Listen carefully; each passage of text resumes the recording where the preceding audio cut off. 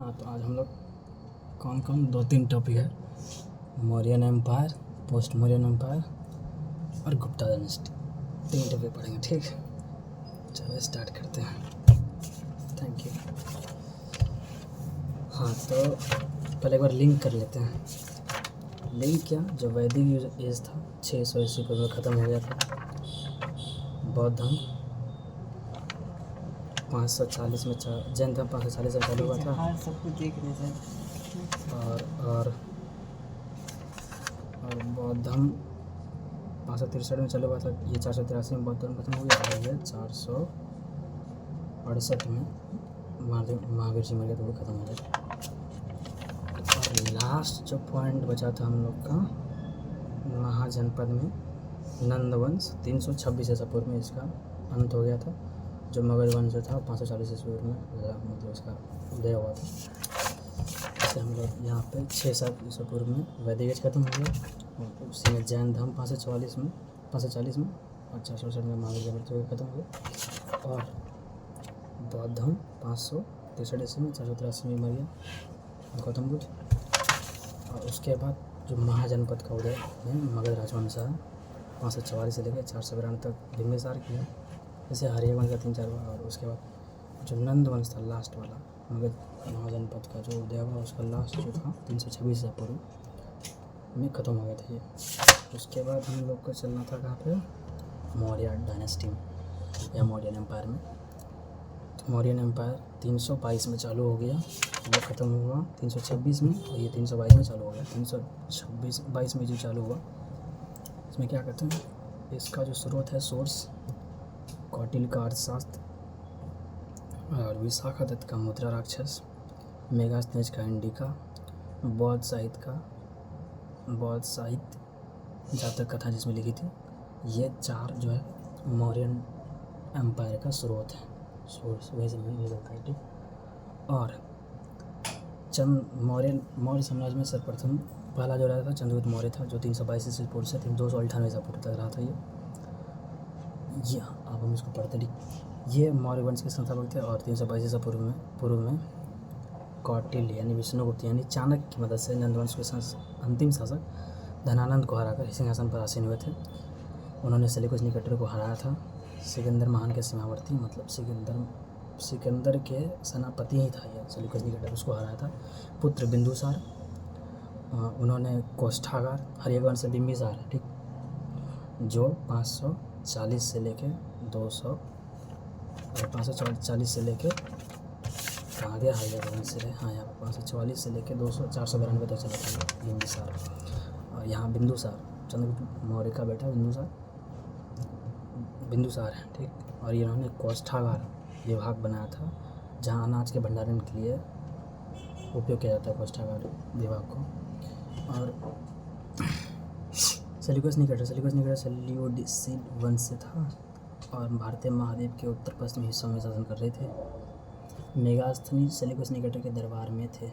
Megasthenes Seleucus Nicator के ही दरबार में था। और वो जो है इसकी बेटी हेलेना, सेल्यूकस निकेटर की बेटी की हेलेना की शादी जो है चंद्रगुप्त मौर्य के साथ हो गई थी। ठीक, और चंद्रगुप्त मौर्य के साथ जो हुआ तो उसको भाषा यहाँ आता नहीं था, तो मेगास्थनीज जो था यहाँ का ही भाषा था, तो मेगास्थनीज को यहाँ पे छोड़ दिया गया।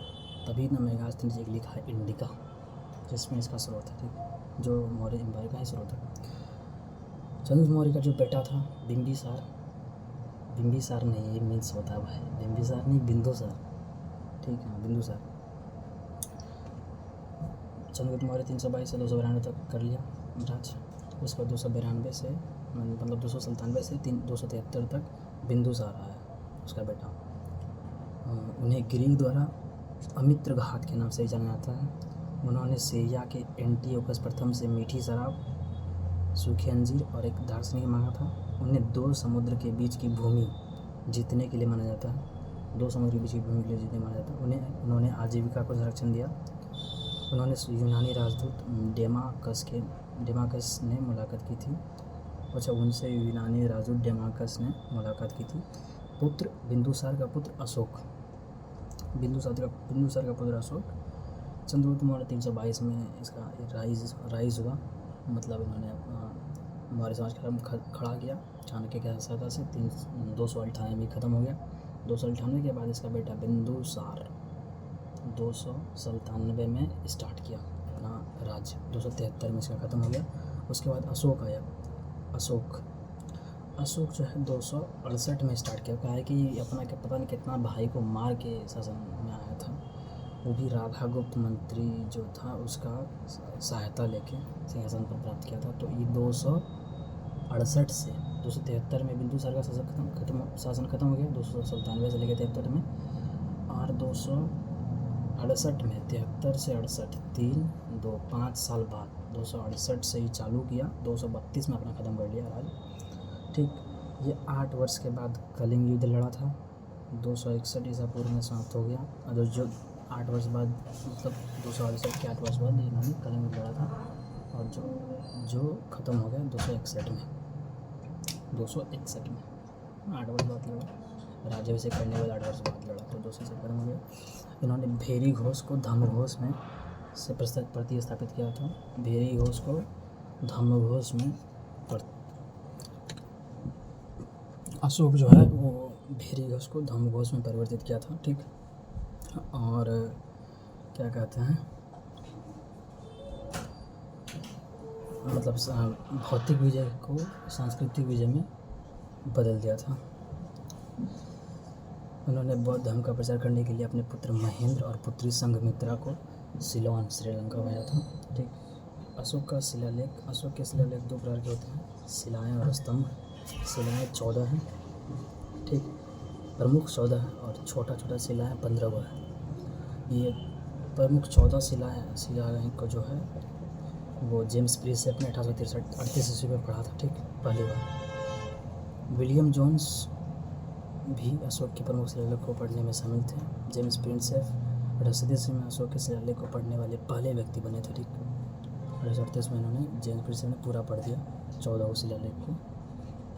भैया पचिस्तानी दिया लागिस्तान, वो पचिस्तानी दिया लागिस्तान।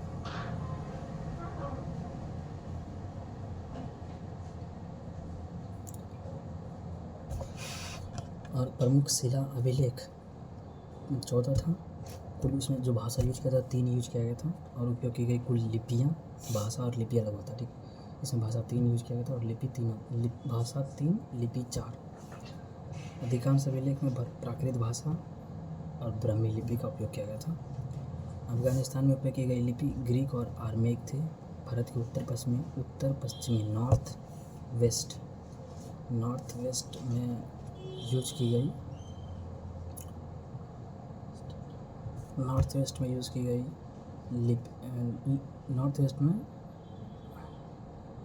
के अभिलेख में, शिला अभिलेख में जो यूज किया गया था वो खरोष्ठी लिपि यूज किया गया था। अभिलेख में उनका उल्लेख इस प्रकार है। हाँ, देवनामी प्रियदर्शी, अर्थ देवों का प्रिय, भगवान का प्रिय। हाँ, अशोक का उल्लेख है। 10 स्थान जहाँ अशोक के शिलालेख पाए गए। कंधार द्विभाषी अभिलेख, कंधार अफगानिस्तान में पाया गया है। शाहबाज गढ़ी खरोष्ठी लिपि में ईस्ट और वेस्ट में भारत के। खैबर पख्तूनख्वा पाकिस्तान में पाया गया है। और मानसेहरा शिलालेख, मानसेहरा खैबर पख्तूनख्वा प्रांत पाकिस्तान में है। कलासी उत्तराखंड देहरादून में है कलासी। ठीक, और गिरनार गुजरात गिरनार प्रमुख शिलालेख में 14 पंक्तियाँ अंकित है। सोपारा महाराष्ट्र में है। धौली भुवनेश्वर उड़ीसा में है। उसके बाद जौगड़ा उड़ीसा में है। सन्नती कर्नाटक में है। यर्रागुडी का कुर्नूल जिला आंध्र प्रदेश में। ठीक, हाँ, अब जो है अशोक के 14 प्रमुख शिलालेख थे वो हम लोग क्या पढ़े थे। 10 स्थान जहाँ अशोक के शिलालेख पाए गए। ठीक, स्थान बता दिया उन्होंने। ठीक,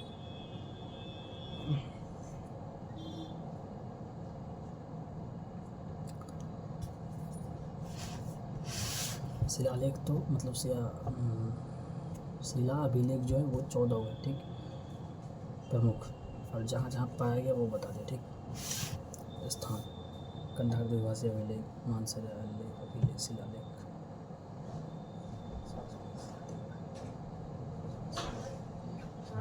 पूरा पड़ेगा, ठीक।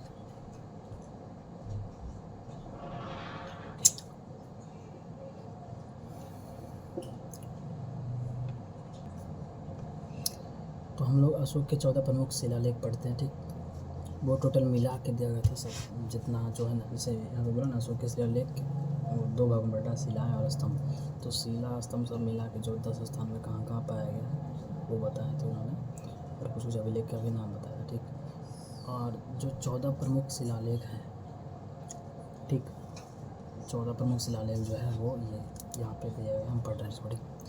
शिलालेख प्रथम फर्स्ट जो है उसमें क्या आ गया, पशु वध पर प्रतिबंध है, उत्सव में होने वाले समारोह और पशुओं की हत्या पर प्रतिबंध है, और क्या उस शिलालेख 4 जो है उसमें भेरी घोष की जगह धम्म घोष बनाया गया। भेरी घोष में क्या होता था, इन्होंने फिजिकल लड़ाई लड़के जो काम किया जाता था वो किया जाता था, भेरी घोष करके राज्य को जीता जाता था। और धम्म घोष क्या है कि मतलब वो जो कलिंग का युद्ध लड़ा था उन्होंने 8 साल बाद जो लड़ा था, 268 में इसको राज्य मिला था, और ये 261 में कलिंग युद्ध लड़ा था, ठीक। तो वो लड़ने के बाद इसके मन में शांति हो गया, तो ये भेरी घोष को बदल दिया धम्म घोष में। इसका बाद जो है शिलालेख 4 में किया गया, ठीक। शिलालेख 7 में क्या है कि सभी धर्मों के प्रति सहिष्णुता का अनुरोध किया, सभी धर्म को ही मानेगा, ठीक। और शिलालेख 12 में कहा गया कि विभिन्न धार्मिक संप्रदाय के बीच सहिष्णुता के लिए अनुरोध निर्देशित और निर्धारित किया गया। हाँ, सभी विभिन्न धार्मिक संप्रदाय के बीच सहिष्णुता के लिए अनुरोध निर्देशित और निर्धारित किया गया। अच्छा, अनुरोध निर्देशित और निर्धारित दोनों कर दिया, मतलब 7 का एक एडवांस में 12 में, ठीक। और शिलालेख 13 जो है इसी पे कलिंग पर अशोक का विजय है, ठीक, शिलालेख 13 में। और 14 में देश के विभिन्न भागों में उत्कीर्ण अभिलेखों का वर्णन है। हाँ, देश में और जो भाग है, देश के विभिन्न भागों में उत्कीर्ण अभिलेखों का वर्णन है, ठीक। स्तंभ अभिलेख दिल्ली टोपरा स्तंभ अभिलेख है, ठीक। हाँ, दिल्ली टोपरा स्तंभ अभिलेख इसमें अशोक के सभी 7 स्तंभ अभिलेख शामिल हैं, और केवल 7वां अभिलेख को उनमें सबसे लंबा माना जाता है, ठीक। शिला अभिलेख में क्या है कि 13 शिलाभिलेख 13 जो है, शिलालेख और शिलाभिलेख में अंतर है। तो शिलाभिलेख जो 13 जो है,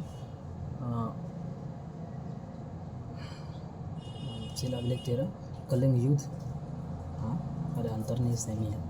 तो शिलाभिलेख 13 जो है जिसमें कलिंग युद्ध लड़ा था, कलिंग उड़ीसा का प्राचीन नाम था, अच्छा, उड़ीसा ही कलिंग था। लघु शिलाभिलेख 4 अभिलेख जिनमें अशोक को उनके नाम से उल्लेख किया गया है, लघु शिलाभिलेख है, ठीक, छोटा वाला। ये 4 है, मस्की जो कर्नाटक में है, ब्रह्मगिरी जो कर्नाटक में है, नेट्टूर जो कर्नाटक में है, गुर्जर जो मध्य प्रदेश में, ठीक।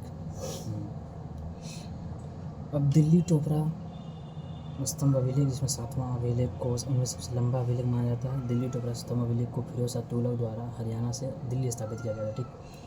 लौरिया अरेराज, लौरिया आनंदगढ़ दोनों बिहार में, ठीक। रामपुरवा का बैल, केवल बैल पाया गया रामपुरवा का बैल वाले इसमें। और अशोक स्तंभ जो सारनाथ में है, ठीक, इसमें इसे 24 जनवरी 1950 को राष्ट्रीय प्रतीक के रूप में अपनाया गया, और यह अशोक के धर्म परिवर्तन को दर्शाता है। यहाँ अशोक ने बुद्ध के प्रथम उपदेश को स्मरण किया है। जानवर यहाँ पे कौन कौन है, सिंह है, हाथी है, घोड़ा है, बैल है, 4 शेर है, एगो पहिया है, अबेकस है। अबेकस वो होता है ये घूमने वाला, मतलब घूमने वाली जो है, एक हम देख पा रहे हैं, बता नहीं पा रहे, कमल होता है, एक उल्टा कमल होता है, ठीक है।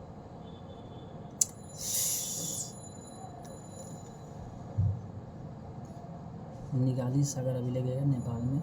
रोमन स्तंभ अभिलेख लुम्बिनी स्तंभ अभिलेख के नाम से रहता है नेपाल में। यह दर्शाता है कि अशोक बुद्ध के जन्मस्थान की यात्रा पर गए थे। अच्छा, उन्होंने उस क्षेत्र में रहने वाले लोगों के करों को कम कर दिया था। अच्छा, हाँ। मौर्य साम्राज्य का कौटिल्य का सप्तांग सिद्धांत, मौर्य साम्राज्य के प्रशासन के कौटिल्य का सप्तांग सिद्धांत। उन्होंने प्रशासन को प्रभावी ढंग से चलाने के लिए 7 तत्वों का उल्लेख किया। शासक जो राजा कहलाता था, सचिव अमात्य होता था, क्षेत्र जनपद चलाता था, किला दुर्ग खजाना कोष सेना दंड सहयोगी मित्र, 7 तत्वों का उल्लेख किया। ठीक, इम्पोर्टेंट यहाँ है एक, ठीक, गुजरात में जो है गिरनार वो एक पूछ रहा था यहाँ, और सारनाथ जो है, सारनाथ में ही अशोक स्तंभ है। ठीक, सारनाथ में। चलो अब आते हैं अब हम मौर्य प्रशासन के तहत 5 प्रांत प्राचाप्य, अवंतीपथ, उत्तरापथ, दक्षिणपथ, प्राची पाटलिपुत्र यूपी प्लस बिहार, दक्षिण में सुरवनगिरी, उत्तर में तक्षशिला, पश्चिम में उज्जैन, तो पूर्व में तोसाली राजधानी। ठीक, मौर्य प्रशासन के तहत 5 प्रांत, उसका 5 प्रांत चलता। ठीक, कर प्रणाली, सोने में चुकाया गया कर हिरण्य कहलाता था, आपातकालीन कर प्रणय कहलाता था। ठीक, और गांवों द्वारा प्रस्तुत में रूप से गांवों द्वारा वस्तु रूप में चुकाया गया कर पिंड कर कहलाता था, सेना रखरखाव कर सेना भक्तम, अतिरिक्त कर पार्सवम। ठीक है, दोनों 2 प्रकार के न्यायालय, धर्मस्थ न्यायालय, कंटक शोधन न्यायालय। धर्मस्थ न्यायालय जो है वो व्यवहारिका निजी विवाद के लिए रखा गया था। ठीक, और कंटक शोधन न्यायालय प्रतिष्ठा, राज्य और जनता के बीच के विवाद। अधिकारी तो यहाँ बहुत है, लेकिन धम्म महत्ता बहुत चर्चित है। धम्म महत्ता इसलिए चर्चित है क्योंकि धम्म महात्मा, क्योंकि अशोक द्वारा बनाया गया, यह नया पद ताकि यह सुनिश्चित किया जा सके कि लोग धम्म के सिद्धांतों का पालन कर रहे हैं कि नहीं कर रहे हैं ना। बौद्ध में जो धम्म होता था, ठीक, वो बोल रहे हैं अशोक द्वारा बनाया गया नया पद, भेरी को धम्म को बदल दिया था, उसी की रक्षा के लिए धम्म महात्मा का एक पद होता था, अधिकारी होता था। ठीक, सन्निधाता मुख्य कोषाध्यक्ष अधिकारी, समाहर्ता राजस्व का सामान्य संग्राहक, गोपाल लेखन के लिए जिम्मेदार, अक्षपटलिक लेखा महालेखा या लेखा परीक्षा अधिकारी, नगरक नगर प्रशासन के लिए जिम्मेदार, सीता अध्यक्ष कृषि अधीक्षक, संस्थाथा अध्यक्ष बाजार के लिए जिम्मेदार, नावाध्यक्ष जहाज़ों के अधीक्षक, अश्वाध्यक्ष घुड़सवार, सेना के कमान अधिकारी घोड़ेवाली फौज, शुल्काध्यक्ष सीमा शुल्क अधीक्षक। मेघास्थिति के अनुसार प्रशासन इस प्रकार था। नगर पालिका प्रशासन में 6 समितियां थीं, प्रत्येक में 5 सदस्य। 6 समितियां थी, प्रत्येक में 5 सदस्य। सेना में 6 समितियां थी, प्रत्येक में 5 सदस्य।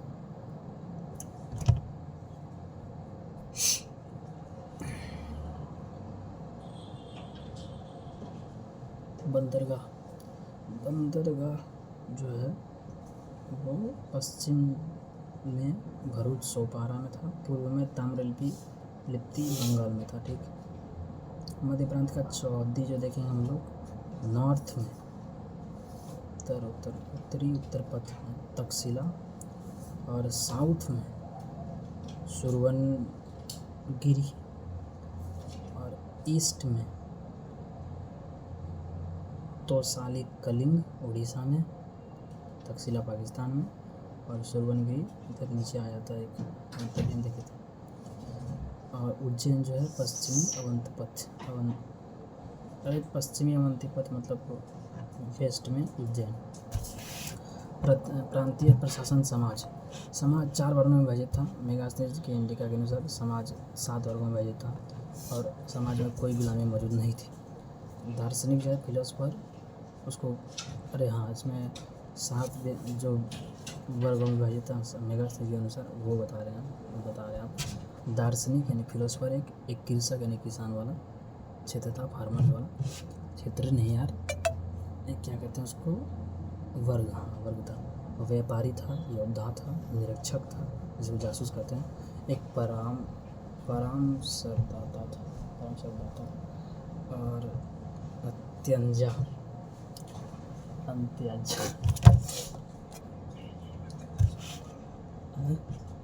बंद करिए क्या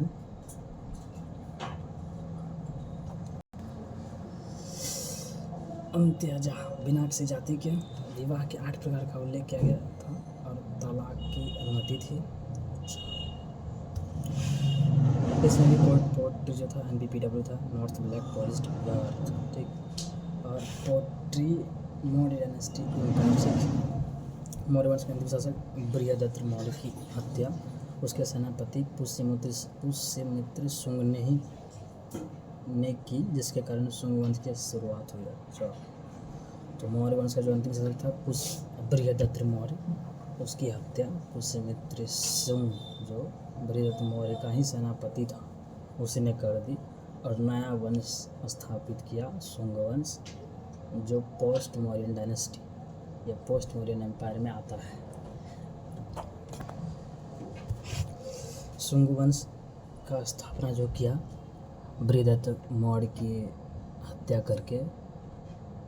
अरे भाई सीधा हम नरेट करते, ठीक। मौर्य वंश का जो अंतिम शासक था बृहदत्त मौर्य, उसका हत्या कर दिया उसका सेनापति पुष्यमित्र शुंग, और वो अपना नया वंश चालू कर दिया, शुंग वंश, ठीक। पुष्यमित्र शुंग जो है वो क्या सब किया है, पुष्यमित्र शुंग ही शुंग वंश के संस्थापक थे। इसकी राजधानी विदिशा, वर्तमान में मध्य प्रदेश जो है वो विदिशा थी, और उन्होंने ब्राह्मण धर्म का पालन किया और कृष्ण के भक्त थे। उन्होंने बौद्ध धर्म का आश्रय दिया, बौद्ध धर्म को आश्रय दिया। पुत्र इसके पुष्यमित्र शुंग का पुत्र जो था अग्निमित्र था, जो कालिदास के नाटक मालविका अग्निमित्र में अग्निमित्र और मालविका के प्रेम की कथा है। मतलब अग्निमित्र टोटो करता था मतलब प्यार करता था मालविका से, ठीक। उसका जो वर्णन है ना कालिदास ने अपने बुक में किया है, मालविका अग्निमित्र में किया, ठीक। पतंजलि की पुस्तक महाभाष्य के अनुसार पुष्यमित्र शुंग ने 2 अश्वमेध यज्ञ किए थे। पतंजलि पुष्यमित्र शुंग के समकालीन थे। अच्छा, पतंजलि जो था वो उसके अनुसार, उसका जो किताब है महाभाष्य, उसके अनुसार पुष्यमित्र शुंग जो शुंग वंश का संस्थापक था, अश्वमेध यज्ञ किया था, ठीक। देवभूति शुंग वंश का लास्ट शासक था, अंतिम शासक। इनकी हत्या उनके सेनापति, इसका भी हत्या उसका सेनापति वासुदेव द्वारा कर दिया गया। वासुदेव द्वारा कर दिया गया, ठीक। वासुदेव अपना वंश चालू करता है, कनव वंश। इसका बस उतना काम नहीं है, ये खाली उसका संस्थापना करता है, संस्थापक है, मतलब कनव वंश का संस्थापना करता है। कनवों को शुंग भृत्य कहा जाता था, जिसका अर्थ है शुंगों के सेवक, मतलब उसी का सेवक था, बट उसका जैसे सेनापति बना था, ये तो मार दिया अंतिम शासक, उसको देवभूति को मार दिया वासुदेव, अपना कनव वंश स्टार्ट कर लिया, ठीक। उसके बाद सातवाहन वंश, सातवाहनों को आंध्र या आंध्र भारत भी कहा जाता था। उन्होंने दक्कन में शासन किया, वर्तमान में महाराष्ट्र क्षेत्र में। अच्छा, ये 60 से चालू हो रहा है, 60 से 255 ईसा पूर्व तक, ठीक। हाँ, ये हम लोग मौर्य साम्राज्य कितना तक चला था, 232 तक, ठीक। 232 के बाद शुंग वंश चला होगा, ठीक। फिर दिया नहीं है ये डेट, कभी शुंग वंश उतना इम्पोर्टेंट होता नहीं, खाली पुष्यमित्र शुंग का ये सब पूछता है। तो उसके बाद कनव वंश है, कनव वंश खत्म हो गया। सातवाहन वंश है, सातवाहन वंश थोड़ा इम्पोर्टेंट है। सातवाहन वंश 60 ईसा पूर्व से 225 ईस्वी तक, 225 ईस्वी पूर्व तक चला था। उल्टा नहीं हो गया, सब आए थे, घटते आ रहे हैं, 232 225 ईस्वी होगा। हाँ, 60 ईसा पूर्व से 225 ईस्वी तक चला होगा। चलो देख लेंगे आगे, ठीक। हाँ,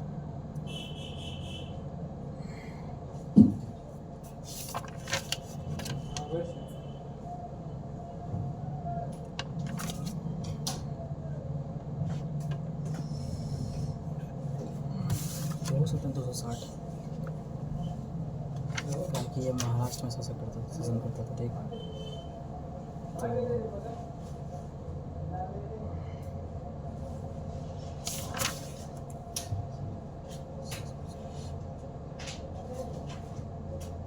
बहुत